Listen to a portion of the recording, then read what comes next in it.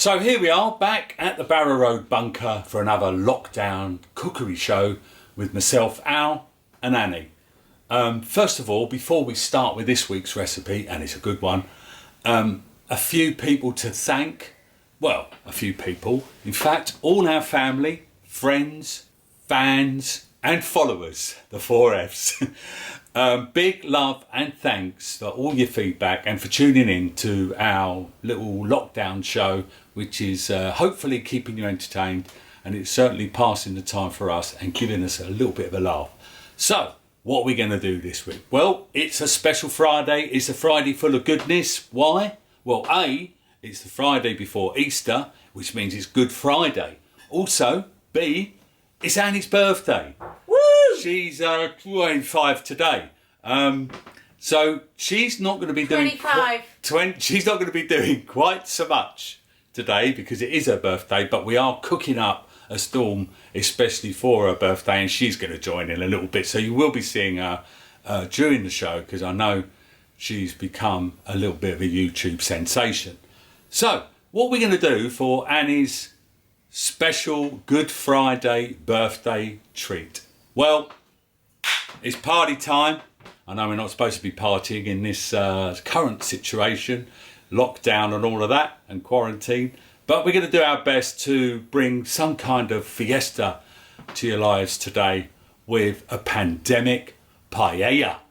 Notice the way I said that in the Spanish accent there. Don't expect me to do that throughout the whole show. I'm probably going to say paella, like most people from London do. But I'll do my best just to keep our Spanish friends happy, and occasionally you will hear a paella. I must obviously say a big love, thanks and big up my Spanish friends who have all inspired me to cook this particular dish. I'm talking of course about Estela and Ket from Santander. That's Santander in Spain, not the bank. Letitia from San Feliu, Ellie from Barcelona. We got Carlos and Magda, Raymond and Ivan. Ivan, by the way, if you're watching, you cooked a mean paella. I don't know how many years ago it was, but it was in Tenerife and you cooked it for about 40 people. It was just amazing, and that's possibly one of the biggest and best paellas I've ever eaten. So yeah, Carlos and Magda, Raymond and Ivan over there in Tenerife on the Canary Islands. Who else? We've got the Anglo-Hispania crew, obviously.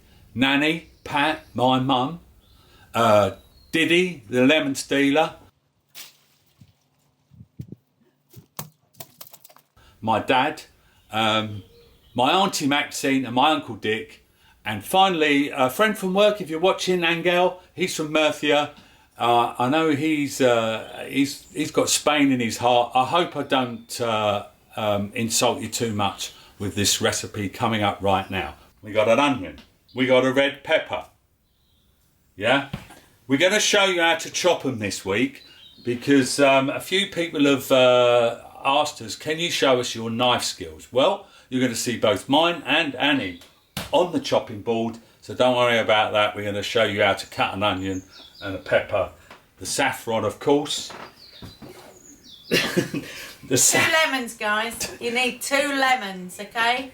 The saffron, paprika is an important ingredient, and I know I've been saying to you these last few weeks, use what you got in your larder, cupboard, or even pantry. That's another good word for a food storage cupboard. Anyway, so we've got 2 of these paprikas here. I think one's sweet and one's smoky. I always pick them up when I go to Spain. So yeah, we got them. We've also got some dry chilli. This is optional, and already I've probably upset the Spanish. I like to throw a few of them in just to give it a little bit of heat. And we got some stock. We're going to use, now normally I'd like to use proper fish stock because we're doing a seafood paella. I normally like to make a proper fish stock, or at least get one of those ones in the pot from the supermarket, but obviously we can't get to the supermarket much. I ordered that online sometime in the week, especially for you. We've got chopped tomatoes, cut the cans. We've got some garlic. There you go. Another one that might upset the the Spanish, I will be putting in a little drop of wine. And there's one most important product of all, which again, like last week, I haven't got it here on the table. I need to get it out of the cupboard, and I'll come back to you in a minute. And that is, of course, your rice. Arborio rice, or just go to the shop. They've normally got it in a box and call it paella rice. What seafood have we got for this dish? We'd like to show the audience. We've got a really good selection of mussels. I know not everyone likes it, but no beards on them, guys. I love a mussel. I think they're really important in a paella. And the best thing, and Alan went out of his way for this, some raw king prawns. Look at them. They actually smell of the sea now. I'm loving it. And we also have a frozen bag, which Alan's just bringing out, which has prawns, squid. You can get this anywhere. Prawns, squid. We're also going to throw those in. Peas, also very important. Are they? I don't know if the Spanish will agree with that. Well, in English terms, peas we like.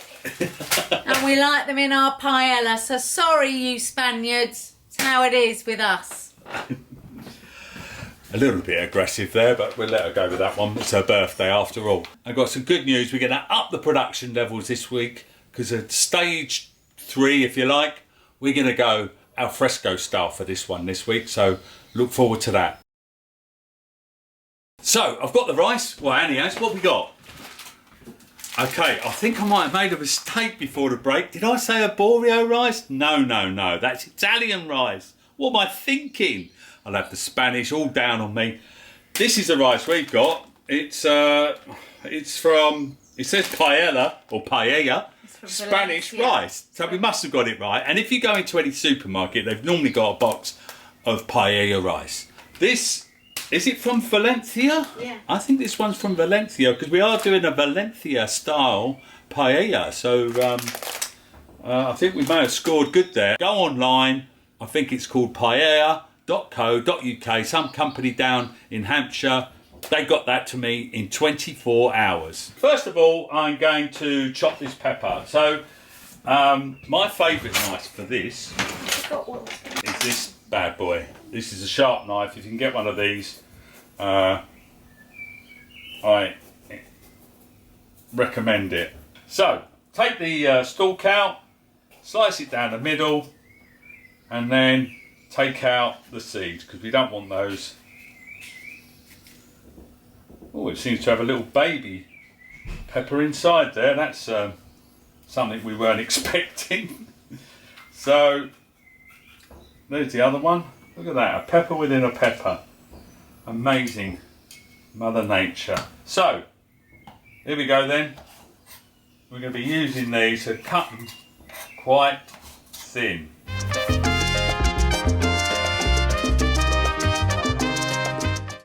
All of these recipes we've been showing you so far have lasted 2 nights.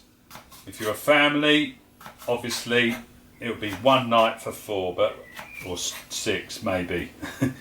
Depends how big your portions are, because there's 3 of us here, me, Annie and Freddie, and we have been feasting on this stuff. I've never claimed to be a top chef, I'm just a home cook, trying to cook a few things up home style. There you go. So that's all your peppers. Next, Annie's going to show you how she chops an onion. I'm no chef, but I'm just going to do it home style. It's my favourite knife, guys. Sorry.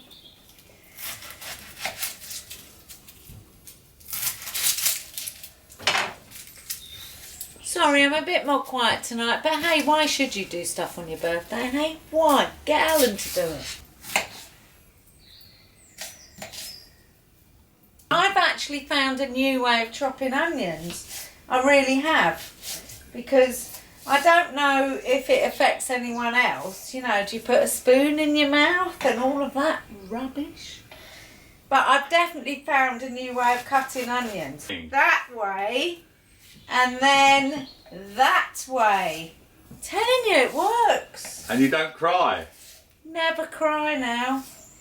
Although I have to say, after clapping for the NHS yesterday, I had a bit of an emotional evening. I'm sure everyone's having it. I came in last night. I felt really overwhelmed and I just burst out crying. Alan had to give me a hug because big up the NHS. Thank you so much. Anyway, back to me onion. So see guys, I'm doing it this way. Look, slice. I never realised this before. I'm 55 today. Never realised this. And then chop it across. You get little bits.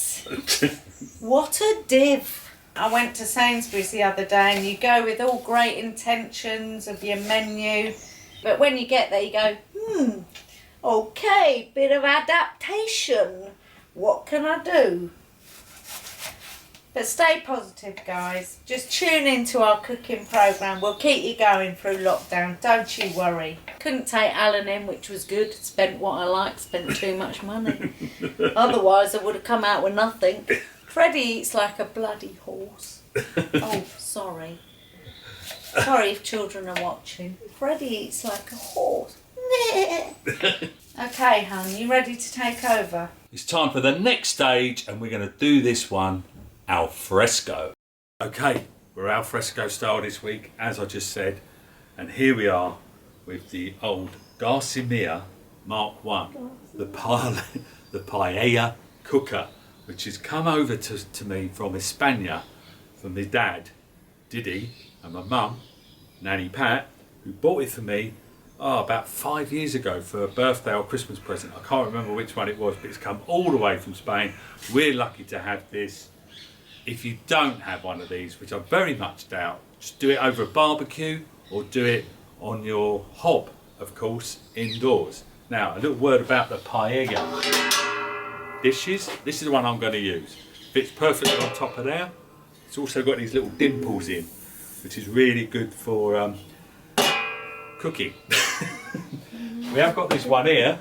This is the one we use on the hob, but I'm going to stick that under there because this is the one that gets the most or the best heat over it for cooking your paella. Right, here we go. I'm going to fire it up first. Over here is the gas bottle with, apparently, this little thing on the top is called a governor, according to the old man.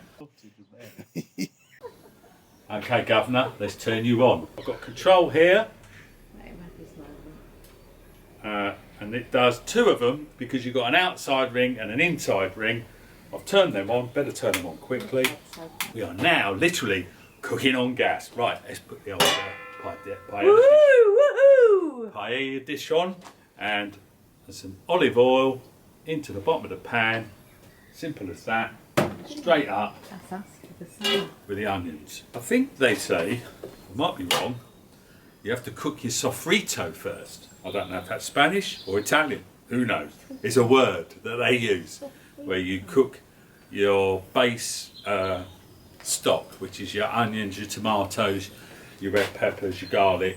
And I think he means sweat it down, guys. So that's cooking away nicely. What I'm going to do now is drop in the garlic. Because you want to keep an eye on the old garlic. I'm putting 3 cloves of garlic in. My sous chef, who's just walked straight in front of the camera. It's all right, guys. He needs me. He needs me. My sous chef has. By the way, IKEA garlic presser. Just like I said about the IKEA masher. It's her birthday. She's had some prosecco. Time for the rice, or as they call it in Spain, arroz. So I'm going to use. This is a kilo bag of Spanish paella rice. I'm going to use half of that. So in it goes. About 500 grams, 300 or 400, 500 grams, something like that. I'll come in and help you stir it, hun. Hang on a minute. I'm just going to come and stir it because this is really important, this bit. You can start adding your stock. Cover it all.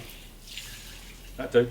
Do you kind of want the arborio rice to go transparent? It's not arborio rice. Oh well, Spanish stuff. Okay, so that's been simmering away for a little bit there. I'm now going to add just a little drop of wine. Not too much.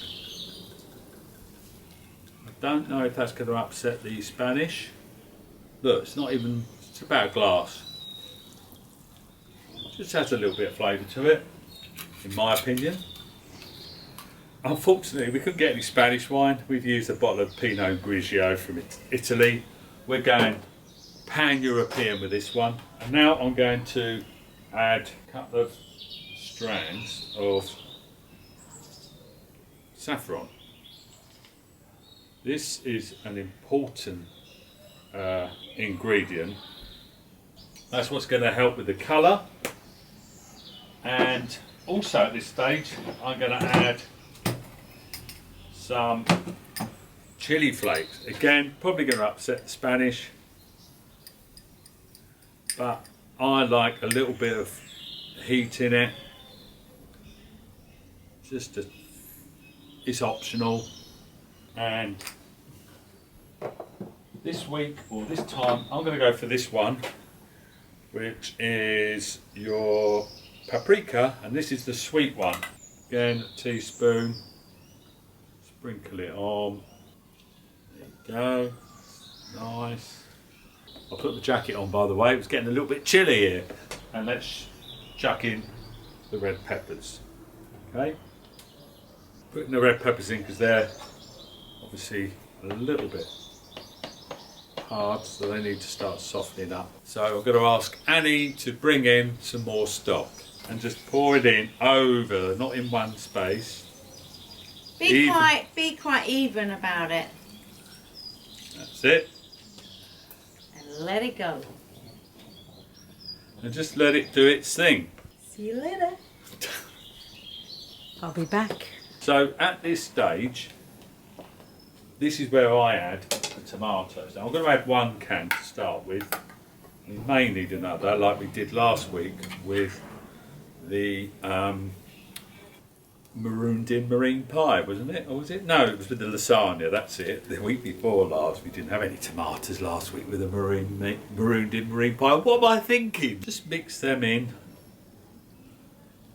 with the rice and the saffron and the red peppers and onions. It does take a little bit of time for the rice to absorb the stock.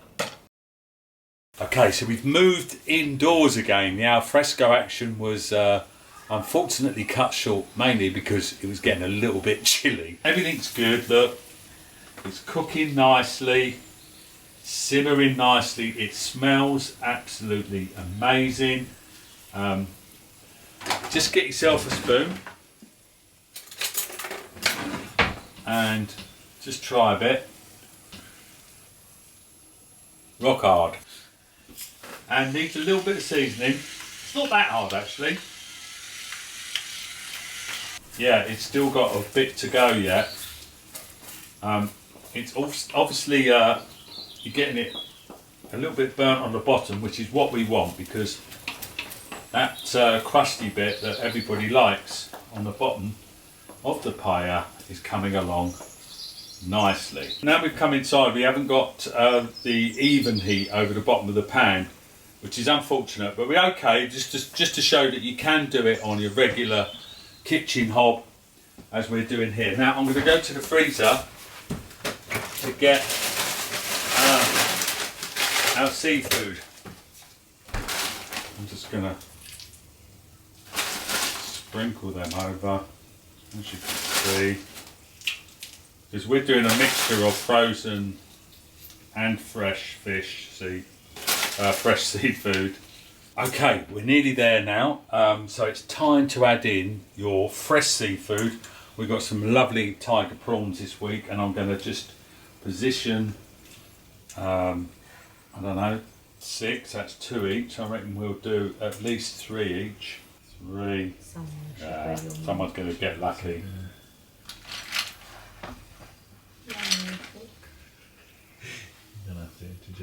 Come on now, get the mussels in. I've got the mussels Come in. on, we need a few more. Guys, you're either a fan or you're not. I know I'm a celery fan. I'm also a fan of mussels. Let's get them in. They go to that when they're cooked. That's all very well, but because they're in the shells, there's only so many you can get in. I think that's He's plenty of doing a mussels. good job. I think that's plenty of mussels. I'd like more, to be honest. Honestly, we've got no room, Hunt. But there's no room in the inn for the mussels, apparently. No room. Ba-dong. Ba-dong. Did you hear that? I like to, Ba-dong. at this stage, I like to put a lid on it if you can. It steams it, and it also helps the mussels to open out. Okay, just going to take the lid off for a bit there. Prawns are going now, look. Sprinkle over some peas. A little bit like we did last week with the old fish pie. Oh, I've thrown a few on the floor there. Just to give a bit of colour as much as anything. And I don't know where these lemons came from, but they're immense. Well, we know one thing. Diddy didn't steal them.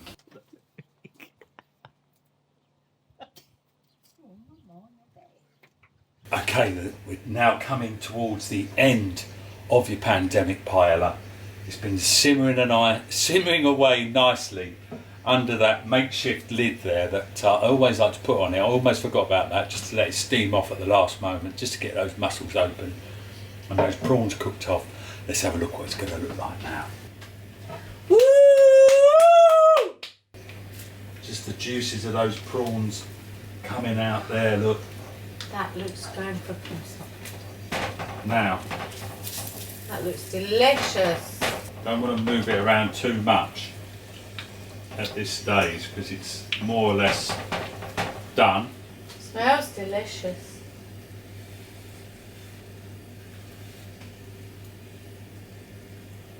Yep. Got a little bit of a kick to it.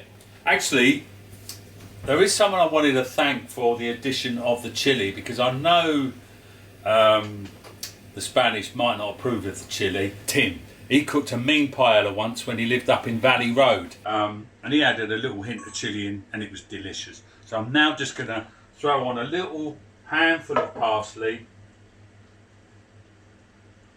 at the last moment, stick in Looks amazing. the lemon, and there you have it. Take it off the gas. Wow! Wallop again. Woo! Pandemic paella for Annie's birthday, so it's kind of a pandemic party paella or paella. Thank you. It's all good to go. We're now going to Eat take. it. We're now going to take it into the dining room as we have done with all our dishes and Eat it. eat it. Bring it on. Here So- he comes. Here he is. Woo! There you Wow! Look at that. go. The party. The party has started for my birthday. The party pandemic paella. Annie's birthday girl, so let's have her first. Her first. But I want to make sure you Oh. get. Bloody delicious. It's quite a big portion. Oh, it's massive. I love these lemons. They just. This one's for Fred. He likes his prawns. And there's plenty of the crispy stuff on the bottom there, look. The bit that everybody likes. Just to show you, look. That crispy bit. I can't remember what, there's a word for it in Spain. Someone will tell me online, I'm sure. But I like that bit.